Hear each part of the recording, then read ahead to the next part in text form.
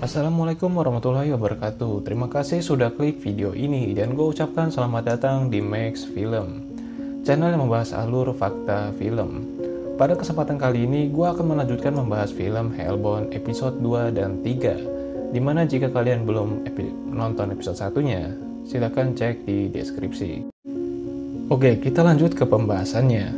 Ibu Park yang mendapatkan pesan dari kehendak Tuhan itu menemui pengacara Hejin. Dia mengatakan bahwa sekte kebenaran baru rela membayar 3 miliar won bila dia bersedia untuk menyiarkan demonstrasi kehendak Tuhan itu secara langsung. Ibu Park meminta tolong pengacara Hejin untuk memastikan bahwa jika demonstrasi kehendak Tuhan itu benar, maka uang yang diterimanya dari pemimpin Jing Jinsu kalau bisa diserahkan ke anak-anaknya. Awalnya pengacara Hejin menolak untuk kasus dari Ibu Park, namun rekan kerjanya memastikan untuk menerimanya. Sekaligus ini bisa menjadi pembuktian bahwa kejadian kehendak Tuhan itu sedang banyak dibicarakan orang-orang saat ini hanyalah bohong semata. Mendengar itu, Hejin pun menerima kasus Ibu Park dan bersedia membantunya dan memastikan uang itu akan diberikan ke anak-anaknya jika kehendak Tuhan itu benar terjadi. Scene berpindah, di mana ternyata ibu pengacara Hejin mengalami sakit kanker. Pihak kepolisian yang terus memeriksa kasus ini pun mendapatkan fakta terbaru, bahwa setelah dilakukan otopsi pada mayat-mayat itu, ditemukan bahwa bekas dari mayat itu tidak teridentifikasi sebagai makhluk hidup. Ini sungguh mengejutkan dan sekaligus aneh. Scene pun berpindah ke pihak Hejin, dan ketua sekte Jung Jinsu melakukan pertemuan untuk membahas soal penyiaran secara langsung demonstrasi kehendak Tuhan itu. Karena Jung Jinsu yang penasaran terhadap latar belakang dari Ibu Park, dia pun ingin mengetahui apa penyebab Ibu Park mendapatkan titah masuk neraka itu dan penyebab dosa-dosanya di masa lalu. Namun Arrowhead yang sedang siaran langsung di internet seperti biasa mengetahui bahwa sekte kebenaran baru akan menyiarkan secara langsung demonstrasi kehendak Tuhan itu. Namun Arrowhead mendapatkan informasi di mana informasi itu seharusnya tidak boleh dipublikasikan, yaitu tentang identitas dari Ibu Park serta anak-anaknya. Dan ternyata yang selama ini menjadi informan dari Arrowhead adalah Eunpyo, rekan kerja dari Kyung Hoon sendiri. Kyung Hoon yang tiba di rumah tiba-tiba menerima telepon dari anaknya Hee-jung. Dia mengatakan bahwa akan pergi belajar kelompok. Namun itu semua bohong. Ternyata Hee-jung pergi ke tempat ketua Jung Jinsu dan membahas penyebab kematian ibunya, yaitu istri dari Kyung Hoon. Scene pun berpindah karena informasi dari Ibu Park dan anak-anaknya yang telah tersebar di internet akhirnya membuat pengacara Hejin pun dengan cepat menuju ke rumah Ibu Park bersama dengan Kyung Hoon untuk menjemput anak-anaknya dan mengirimnya ke Kanada untuk keamanan. Karena anggota Arrowhead pasti akan menuju ke rumah Ibu Park, karena anggota Arrowhead menganggap orang yang mendapatkan titah Tuhan adalah orang pendosa. Dan anggota Arrowhead ingin orang pendosa itu mengungkapkan dosanya di depan publik.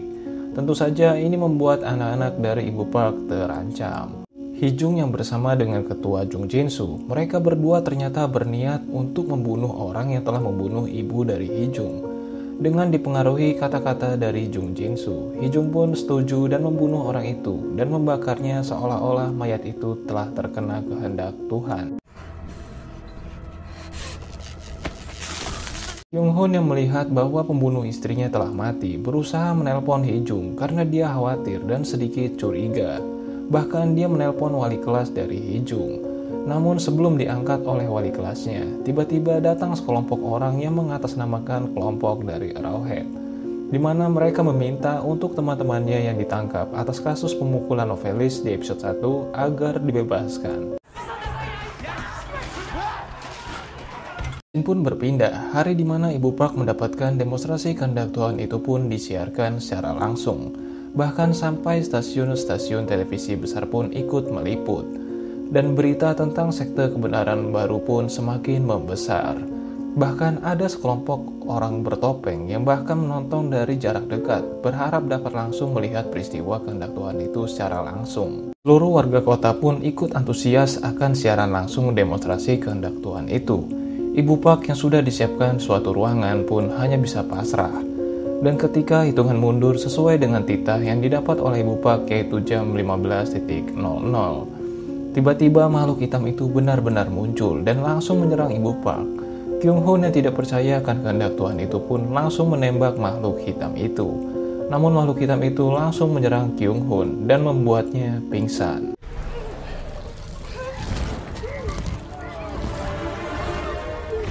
Seperti layaknya korban-korban dari makhluk itu, Ibu Pak pun dibakar sampai gosong. Dan setelah itu, semua warga yang menyaksikan siaran langsung itu langsung sujud dan merasa takut akan kejadian itu. Setelah kejadian itu, Kyung Hoon yang sadar dari pingsannya melihat berita di mana sedang berlangsungnya wawancara dengan Jung Jin Soo. Di sana Jung Jin Soo menjelaskan fenomena itu adalah agar manusia bisa menjadi lebih bijaksana. Namun di sela-sela wawancara itu, Jung Jin Soo yang tahu bahwa Kyung Hoon yang sedang mencari anaknya Hee-jung memperlihatkan pakaian dari Hee-jung dan berharap Kyung Hoon untuk datang ke rumah Jung Jin Soo. Atas kejadian itu, banyak orang yang mulai percaya dan gabung ke sekte kebenaran baru. Bahkan Arrowhead yang menonton siaran langsung dari demonstrasi kehendak Tuhan itu pun berkomentar di mana di saat semua orang bersujud, ada sekelompok orang yang dengan angkuhnya tetap berdiri. Dan orang itu adalah pengacara Hye-jin dan rekannya, serta Kyung Hoon yang berani menembak makhluk hitam itu. Dan mereka semua pun menjadi target dari orang-orang Arrowhead dan ingin mencelakai Hye-jin dan Kyung Hoon. Kyung Hoon yang datang ke tempat Jung Jin Soo mendapatkan bahwa Jung Jin Soo tidak berada di rumah. Namun Jung Jin Soo memberi informasi di mana tempat mereka bisa bertemu. Cara Hye-jin yang tahu bahwa dia dan ibunya akan menjadi incaran langsung membawa ibunya pergi dari sana. Dan Hye-jin pun ingin mengambil sesuatu dari kantornya. Ibunya pun disuruh menunggu di tempat parkir kantornya. Hye-jin mengambil berkas di mana di dalamnya terdapat informasi bahwa ketua Jung Jin Soo juga mendapat titah dari tahun 2004. Dan yang mengetahui hal itu hanyalah seorang pastor yang bernama Jung Chul. Dan Hye-jin langsung pergi ke alamat yang tertulis pada berkas itu. Namun yang tidak disangka-sangka, ternyata anggota Arrowhead sudah ada di tempat parkir dan sedang memukuli ibu dari Hye-jin. Hye-jin yang melihat itu pun langsung menyelamatkan ibunya, namun ibunya terkena pukulan telak di kepalanya dan harus meninggal di rumah sakit. Hye-jin yang langsung marah, menuju ke tempat alamat pada berkas itu. Scene pun berpindah, di mana Kyung Hoon yang tiba di tempat yang telah ditunjukkan oleh Jung Jin Soo untuk menjemput anaknya Hee-jung. Namun sebelum itu, Jung Jin Soo ingin mengobrol sesuatu kepada Kyung Hoon. Jung Jin Soo mengatakan yang sebenarnya terjadi, bahwa dia dan Hee-jung memang benar membunuh orang yang telah membunuh istrinya, dan mengatakan bahwa dia sebenarnya telah mendapatkan titah di tahun 20 tahun yang lalu, dan malam ini akan datang makhluk hitam itu untuk membawa Jung Jin Soo ke neraka. Jung Jin Soo memberikan pilihan kepada Kyung Hoon, dia bisa merekam demonstrasi itu dan menyebarkan ke hadapan publik. Dengan begitu, sekte kebenaran baru dan Arrowhead yang meresahkan masyarakat bisa menjadi damai kembali, dan menyebut bahwa fenomena aneh itu tidak ada hubungannya dengan Tuhan karena Jung Jin Soo dianggap orang yang benar dan tidak berdosa. Dan pilihan kedua, dia bisa melihat saja dan tidak melakukan apapun setelah demonstrasinya selesai, dan membuat putrinya tidak akan tertangkap polisi karena telah membunuh. Karena polisi berkesimpulan bahwa mayat dari orang yang membunuh istrinya Kyung Hoon adalah berkat hukuman kehendak Tuhan.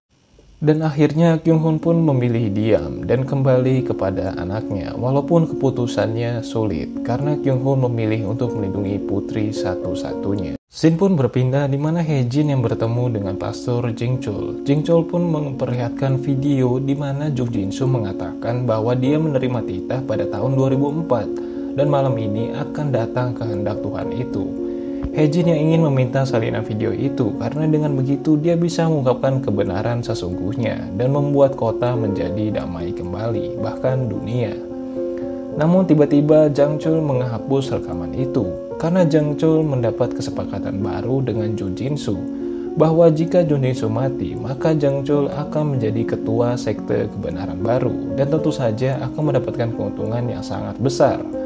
Karena Hye-jin tahu bahwa Jung Chul berusaha untuk membunuhnya, dia pun melarikan diri, namun tidak disangka-sangka anggota Arrowhead sudah mengepungnya dan memukulinya hingga terlihat tewas. Dan episode 3 pun berakhir.